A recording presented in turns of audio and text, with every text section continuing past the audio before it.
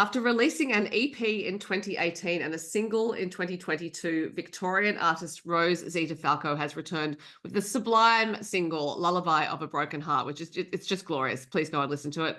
And she is here to talk about it and other things. Hello, Rose. Hello, Sophie. Lovely to be here. It's great to talk to you because I have loved your previous music, but when I first heard this single, I just thought, oh, look, it's just one of those incredible treats that as a listener, I love hearing. But I am going to actually start at the beginning of your musical life and ask you, were you a singer first, musician first, or songwriter first? Definitely a singer first. Yeah. Yes, most definitely. Beautiful first question. Yeah, definitely a singer. I think that my whole family would say definitely a singer. Right. I think you were singing before you could talk, sort of thing. I think so. Yes. Um, Yes. A beautiful language to first learn. So it means I'm possibly bilingual. Singing first, talking second. well, that's a really nice way to look at it, actually, because it doesn't come from the same part of the brain, does it? No, it doesn't. It's a very different part of the brain.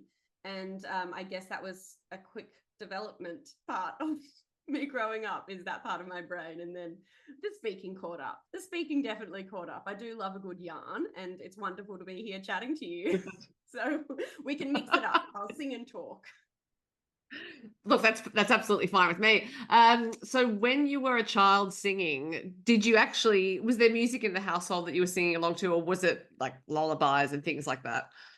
Not necessarily, no. All my whole family, we spread our wings in various different vocations. You know, my mum is an academic, my dad was a chef, and of course my brothers went off and did their careers. So we all had our interests. And I guess if it was something that I picked up through just being a part of my family, my grandmother was a big lover of opera music.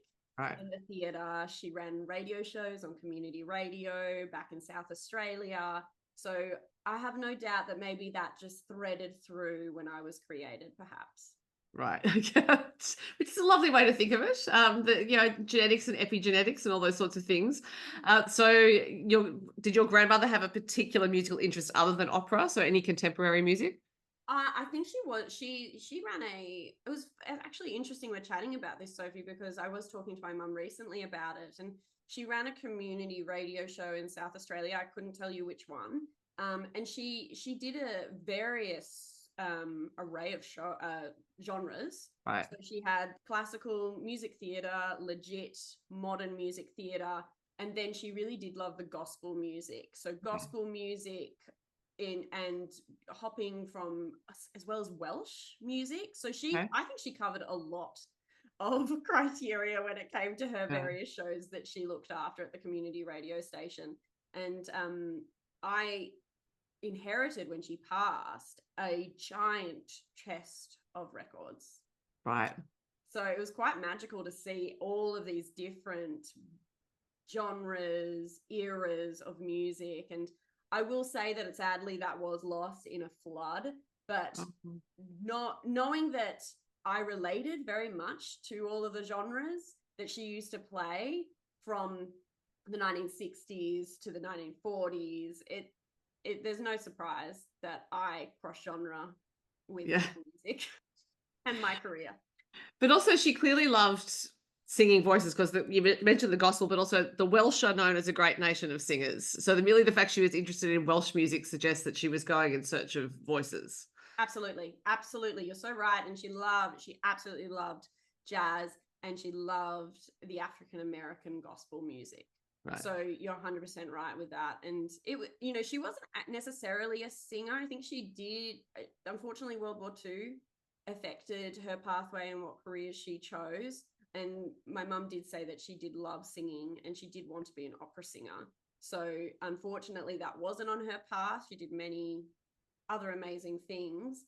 But the love of the voice, whether you're singing or whether you're just appreciating it, can carry through life. So as you were developing your singing voice, presumably starting very young, going into teen years, and then as an adult, were you conscious of it, trying to make it into a particular style of singing voice, or is it just like, well, I'll see what comes out and then I'll see which music fits it?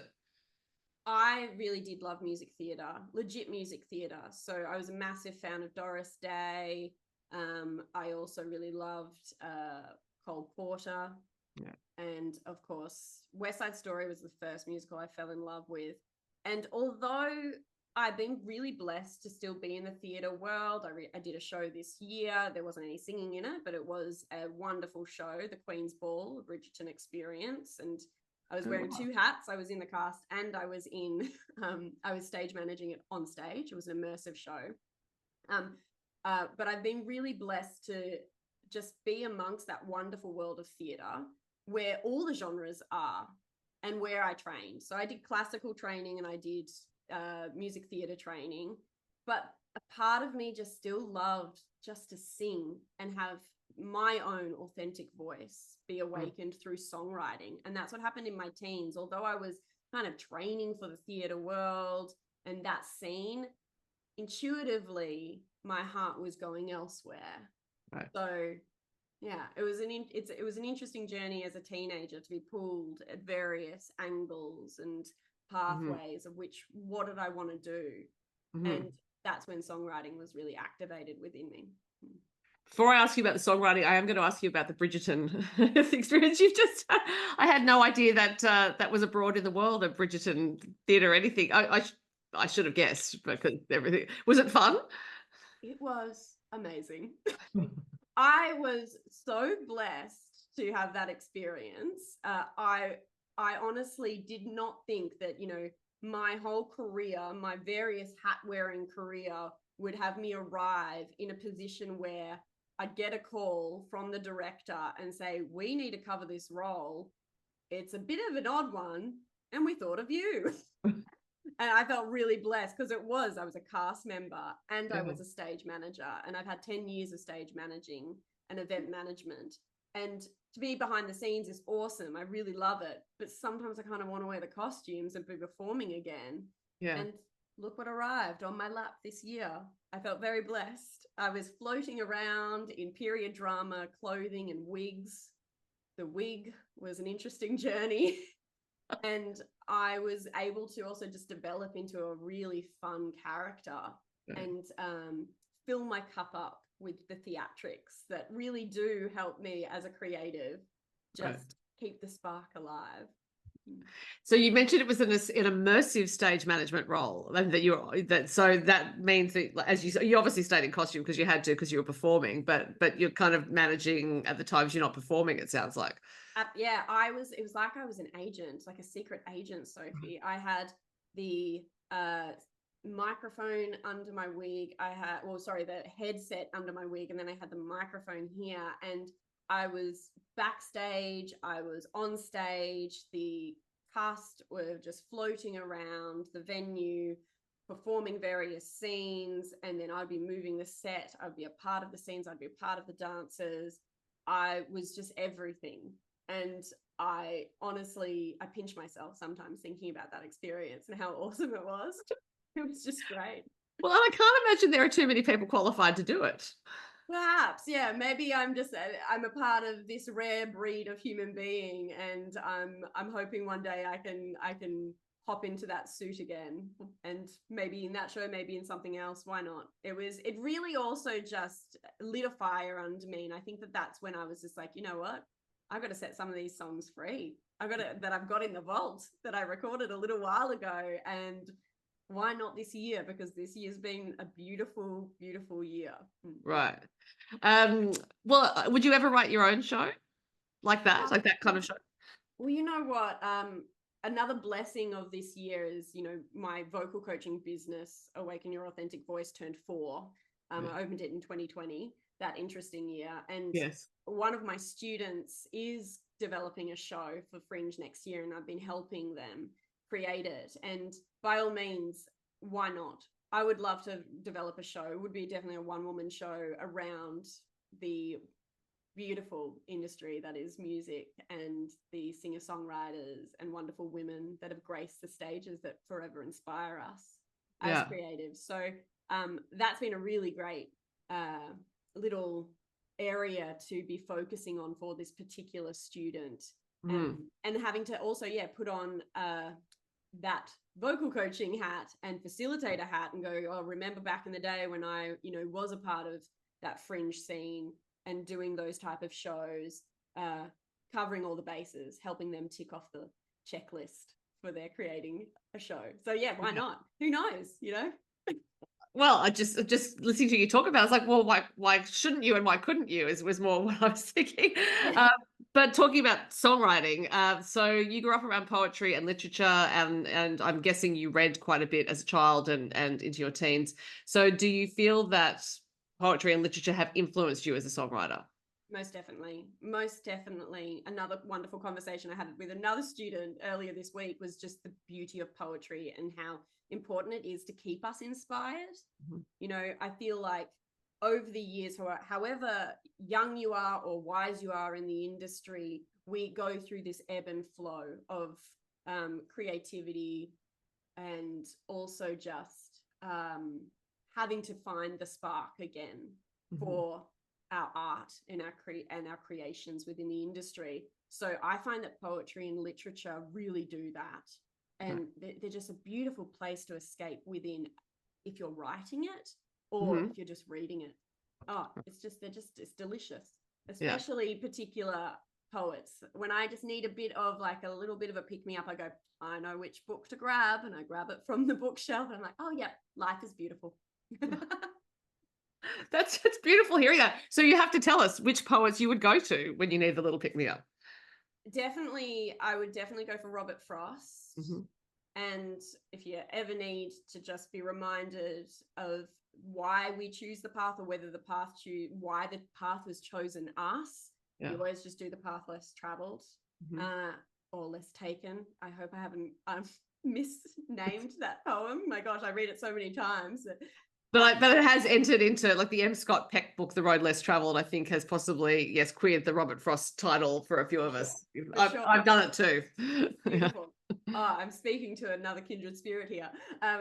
Yes, and William Blake. William Blake was one of the first poets that I studied as a youngster, and I really do love his Age of Innocence and Experience. So poems connected to those various journeys, and you can grow with that poetry of his, especially when you're reading the Innocence, and then you start really looking at the Experience, and you get older and older, and both of them are just they get more poignant and potent, right, with their messaging.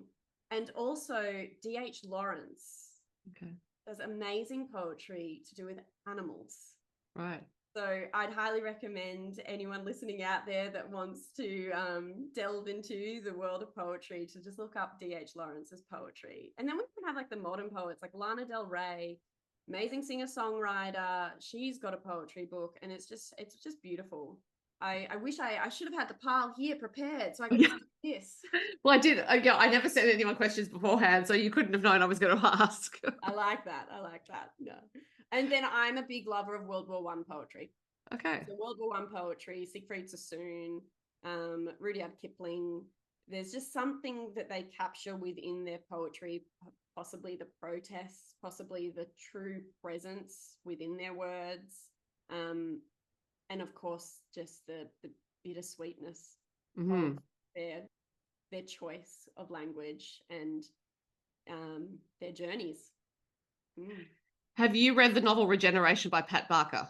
No, I haven't. I'm going to write that down. Siegfried Sassoon is a character in it. Oh, it's set in a hospital in England where the patients are dealing with shell shock. And I think I've seen the film of that. It's an incredibly amazing, wonderful novel. It's actually the first of a trilogy called the Regeneration Trilogy. Yes. Yeah. And it also got Owen in it? I think Owen's in maybe a minor character. It's been a while since I've read it, but I think he might be in The Eye and the Door, which was the second one, and then The Ghost Road is the third one. The third one she won the Booker Prize for memory. I'm excited. There's my summer reading. Wonderful. Regeneration, I will never get over, I don't think. So I think that what you just described about Sassoon's poetry, you'll find in the way Pat Barker wrote that novel. Oh, I'm excited. And see, this is what ignites the writer, the creative, is just that we have an endless pool of inspiration. So I don't necessarily believe in writer's block. I believe in practices, exercises, and the bookshelf. Yeah. So it doesn't matter. The time is irrelevant when it comes to creativity. But we always have a wonderful pool of mentors, be it in front of us or within a book. Yeah. I don't believe in writer's block either, but often it's not the fashionable thing to say. I know. There's no, just say, well, I don't believe in it because in order to believe in writer's block, you'd have to believe that ideas are finite, and they're not. Yeah, exactly. I totally agree. And, you know, as a vocal coach, one of the things we do is write songs. And there's just so many exercises that we can explore and see which ones just tap into that particular person. Mm-hmm. And it can be objective writing from Pat Patterson. It can be improvisation, vocal improvisation, and just finding the repetitive words that come out. Mm-hmm. It's endless. It's endless. That's how my songs are written. Vocal improvisation, sonic improvisation, especially this one, Lullaby of a Breaking Heart. It was a recording on my phone that I discovered 3 years later. Right. Yeah. So in your very earliest songwriting though, was that how you started your process even then?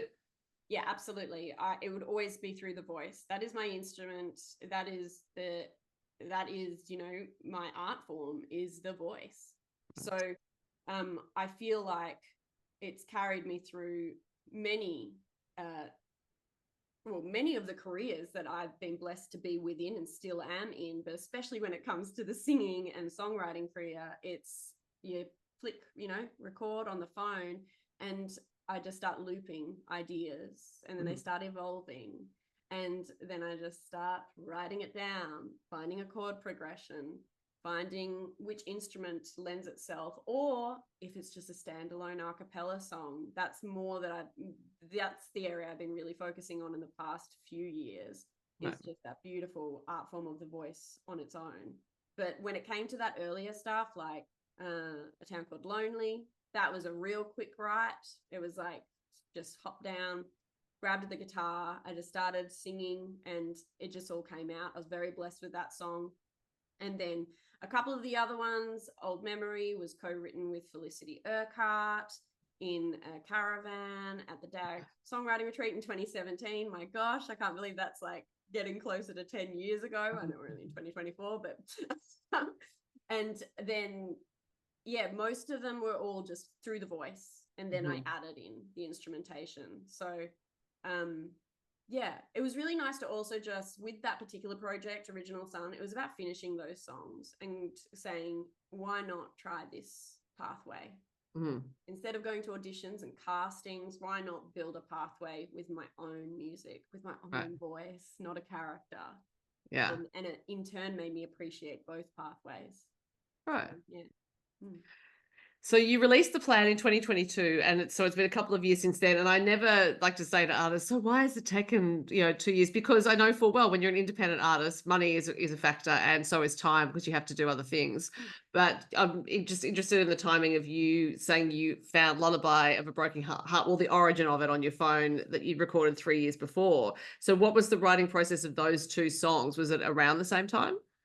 Well, the plan came in about 2019, 2020. And that was actually a poem. So it's really interesting that we talked about poems earlier, because it interweaves with the plan. The plan is a poem. And I have written a bunch of poems that are a bit of a concept work. One day I'll pop it out of the vault and share it with everyone. And I just started singing a particular melody to those words. And I thought, oh, I really want to record this. And that was a super soft release. I just set it free, on all the digital platforms. And I was so glad that I did, though, because it didn't really have a home in any place but the book of poems, or the little novella of poems that I'm building. And it just felt like it needed to be set free. So a lullaby was written well before. Right. Yeah. So the plan was just one of those, like, I'm just going to set that song free, that sonic poem free. And then A Lullaby of a Breaking Heart really was something that I just got really lucky listening to some recordings on an old phone. And I found myself looping the somewhat chorus of the song. I know that it doesn't necessarily have a traditional structure, but I was just listening to this recording, and I was like, oh, I've got to write everything that I'm hearing down and see where this will go, because this has got something. And it was like a 10-minute recording, Sophie.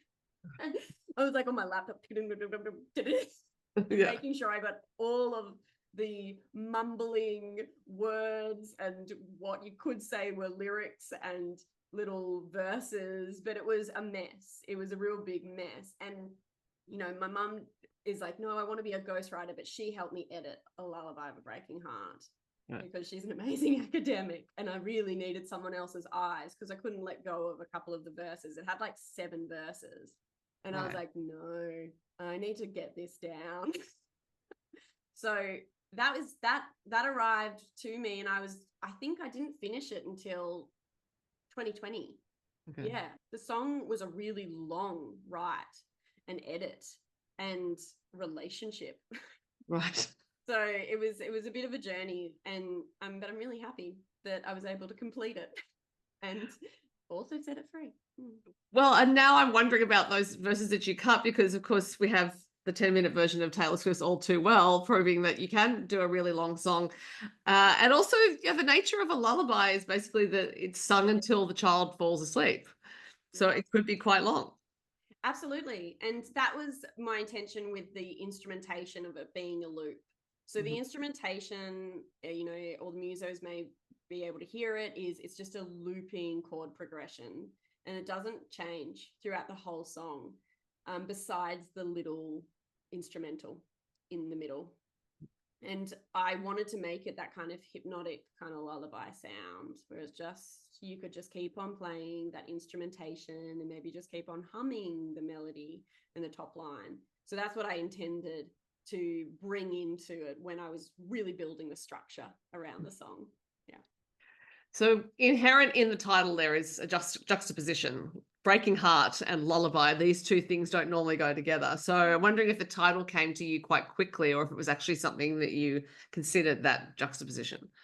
I think that most definitely the title was the first thing ever written. Right. So that was what was in the improvisation on the little memo recording on my phone, was me just looping Lullaby of a Breaking Heart, Lullaby of a Breaking Heart, Lullaby of a Breaking Heart. And I thought, oh, that's got something. And it seems that it has. And I think it is because, you know, the heart heals, sleep heals. So that there's that element. And that's what I always wanted to keep on saying with this song when I released it, is that it is a love song. You know, to feel love is the best thing ever, even if you know it's going to end. And it's kind of like having a really rough day and knowing you can just fall asleep, and knowing that you can wake up and start again and loop. Yeah. Loop that beautiful thing called love. Yeah. Even if it can be tough. Well, I also really like the use of breaking heart, because it implies that the story isn't over in some ways, you know, because the heart's not broken yet. So there's this whole really nice use of language there, which no surprise given your background. Oh, wow. This is what I love, when you just start chatting about a song, and you're right, the breaking element. I think it's also because, you know, our heart does break and repair. And so those breaks, you could say, really held an important part of just our developing, our love, our journeys, our relationships. And possibly it is that kind of aspect of being in the present. So inviting the listener to go into that space, because we all have it. We all have that one love in the past, or if anyone's going through it now, we're praying for you, that it's breaking. It can break your heart in that moment. The cracks can start coming through. But, you know, just like Leonard Cohen says, that's how the light shines in. So it's one of those songs where you just want to make it a present song, a song where people can just hop into those memories. And even if they don't have the memory, I think we all know what love feels like, and when we lose it. It doesn't even have to be necessarily a relationship, where our hearts can break at any point. It's a beautiful thing called life, and this beautiful vessel called being a human. It's that constant looping journey. Well, like I just have a sense that your one woman show should be Lullaby of a Breaking Heart. There's some structure inherent in that. Look, there's just Oh my gosh, we're gonna hop off this little chat and powwow, and I think we'll be having a talk later. We can do a bit of collabing here because I like what you're saying. I like well, it's just there's something that it's just there's something very appealing about it and also inherently intriguing, right? So it's just that there's something still going on here. This is not a document of an experience that's ended. This is ongoing and current and therefore who knows what's going to come out of it. This is the beauty of songs. The song is never complete without a listener and the discussion. And that's, having this particular discussion with you, Sophie, it's so fulfilling as a creative and as an artist, because it's like, wow, this song is actually really growing up, because I totally agree. Like, these elements of things aren't over, I guess it's because at the end of the day, we're the ones that feel the love, and the love in our heart will be here till the day we die. So whatever journey we go on, whether it is a forever or whether it is that was a beautiful experience or a thank you for that lesson, it's always within you. So it's just beautiful. This is I'm loving every minute of this chat. It's kind of like book club, poetry, songwriting club. You can just talk about things, but it's my song. Yeah, and also I think that this shows the power of one song. We often think, oh, well, an album must be the story, right? Like there's got to be these different threads through it, and maybe there's a theme, maybe it's a concept work, but one song can be the world. Yes. And with the other reading of it, of the contemporary nature of what might be happening in the song, is that if you believe in parallel dimensions of time, that heart is always breaking. Oh my gosh, you're speaking my language right there. You're so right. And it's like, I think that when it comes to songs as well, it's like, how do you pick a single? How do you pick? Well, you set it free, because it does become a world of its own. And it does have multiple stories in it.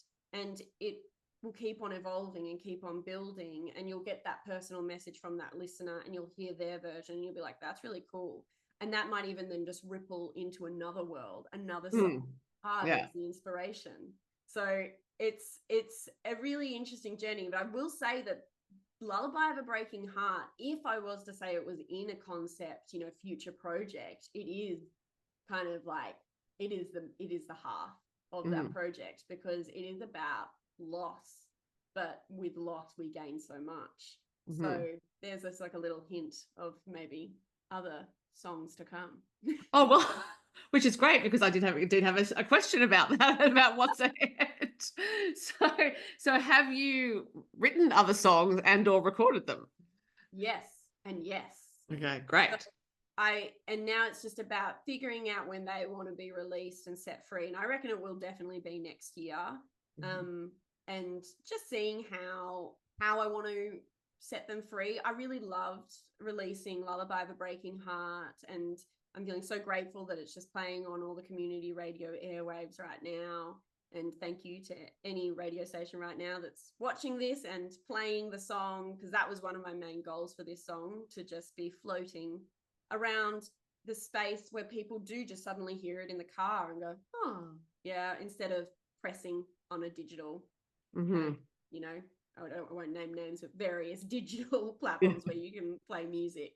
That was a blessing. And then of course singing it live. And I had a wonderful house concert down on the Surf Coast here in Victoria, and it was so beautiful to perform it live with my wonderful friend Liz Hanton, who played piano, and just having that audience and a household of listeners hear the song. Like, I haven't sung that song for a very long time live. And that was my type of vibe, my type of concert moving forward. So yeah, I'm looking forward to sharing these melodies and these lyrics in that type of form as well, with that active listening, attentive audience.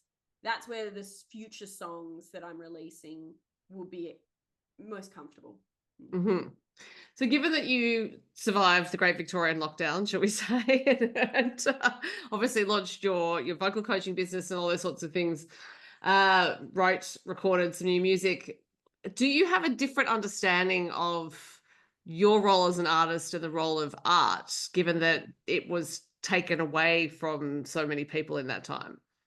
Absolutely. Absolutely. We all took our journeys and our paths through those 4 years, and I denied the journey of being a vocal coach for a while, but it was the only knock on the door for a number of months. And I was like, okay, well, if this is where you want me to use my voice, I'll use my voice here.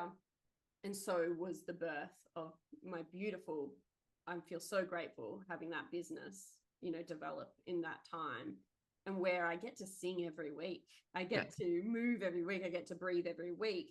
And it has fed my artistry in so many ways. Possibly it's also just reminded me of how I arrived into being an artist. Right. Discipline, the practice, the exercises, the workshopping of creations, various creations, be it a song, be it a project, be it anything to do with the voice. I'm able to hop into that, for the past 4 years with all the students that I've been blessed to teach and coach, and they're releasing music, they're setting it free. So to have those 4 years, it may seem that just because I wasn't releasing music, I wasn't doing much in that realm.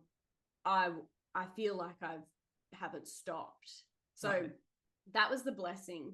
And also just seeing how it's shifting and changing, and giving advice as a vocal coach and as someone who has been in that realm. I wanted to make sure I was giving advice that had a bit of a lived experience, but also a advice that allows us to move into the future with as much authenticity and sincerity, and also just self-worth as a creative. Because like many of us have been saying, and like you said earlier, it can be tough. It can be a really tough industry, and you've got to kind of make a decision of where you feel comfortable or where you don't mind feeling a little bit of discomfort because it's a positive challenge. Right. So that's what I really feel like the past 4 years as a creative has offered me, that wisdom and facilitating space and going, well, I've got to practice what I preach, and in going, well, moving forward, I know where I will be moving towards as a creative, as a singer, as an artist. Yeah. Well, it sounds like you took the challenges of 2020 to 2022 in particular as an opportunity to expand your heart, expand your world, expand your understanding of what was possible, as opposed to contraction, which I think which was a response for a lot of us, and a logical one. But that, just to acknowledge, it's an active decision that you have to make to do that. It's not something that just happens. Absolutely. And you know what, Sophie, I also really made a decision to go, well, moving forward, how do I want my life to look? And I loved that I fell in regional Victoria. I love that I suddenly noticed that I was going down to the surf coast a lot. And I thought, oh, is this my new stage? Is this my new setting for, building the bricks and the home for whatever's ahead of me? So it was that preparation. When you're an independent artist, you want to make sure that you've got, other work that is fulfilling, and setting that intention to open the vocal coaching business, as well as I opened another business and studied in that time, which was reflexology, which just was an area that I'd always wanted to study, but I never had time because I was doing the music, doing the theater world, doing everything. Suddenly we were offered time. And as much of a struggle and at times a frustration, I thought, well, what is this time asking of me? Being a person of faith, I did pray on it. And I said, God, what are you asking of me? And he led me to, a secondhand bookstore, not just to grab poetry books, but also to look at reflexology and acupressure and traditional Chinese medicine. And lo and behold, my beautiful reflexology business, which is mobile, and I go all around Victoria. Very well, I have a limit. I won't drive ages to get treatment, but that's okay. I'm open to negotiation. No, I nurture Ballarat region and the surf coast around Torquay. It led me to this, and look, that studying was really full on. And where did I find comfort though? Music. sings my songs, going and recording. So it was just this wonderful behind the scenes type of journey of going, I don't want to go back into my old world necessarily. It served me, but what's my new chapter looking like? What does 93-year-old Rose want to look back on? And I always say that. I always go, well, what does she want? Well, she always wanted to do some holistic therapies. What else? Oh, she always wanted to just be a nerd and do one-on-one chats about music, poetry, creativity, and she wanted to sing. So I feel like I'm covering all bases right now, Sophie, and it's a lot at times, but it's all I got, and it's a pretty good basket full. It sounds like it. And I also love the idea of 93-year-old Rose looking back and thinking, what have I done? Because I don't know that most of us would stop and think, well, what will my future self want here? Because that might make for some very different decisions about how we live. Absolutely. Yeah. I sometimes, I only reflect upon 93-year-old Rose, every now and then. But, she's doing her macrame, and she's doing, her crocheting, and she's homesteading, and she's doing all the things that I'm doing right now. And I'm like, okay, all right. So, if you got a pep talk from that woman, perhaps she's wise. I don't want to say maybe she is, who knows? I feel like I've ticked a few boxes that I'm very content with, and it's also just the standing in one's truth. I honestly feel like as an artist, it's so important to do that, because otherwise you lose yourself a bit, and it doesn't feel nice to compromise in a negative way. And especially now with so many different avenues on how you can release and share, and all the different types of people you need to be a content creator and this and that. Well, personally for me, I've got a certain amount of energy for various parts of that. But fundamentally it's the music that I just want to share. And it may not be, the best type of content, or the current hip type of content. I'm still not on that, TikTok or whatever. I don't think I'll ever do that. But be the change you want to see. So that's what I'm always keep on saying. I'm like, all right, I'll do this much, and I'll keep on going towards that path of 93-year-old Rose. Well, I think 93-year-old Rose will be very, very proud of Lullaby of a Breaking Heart. And I've loved talking to you about it. I think I've only reached the tip of the Rose Zita Falko iceberg here, but I will have had you talking for a while. So I will wrap it up, but I'm sure we will talk again, and I will look forward to whatever new music you release. Thank you so much for your time. Thank you so much, Sophie. I so appreciate it. And thank you again to everyone who's listened to this song here. It's close to my heart, and I'm excited to share more.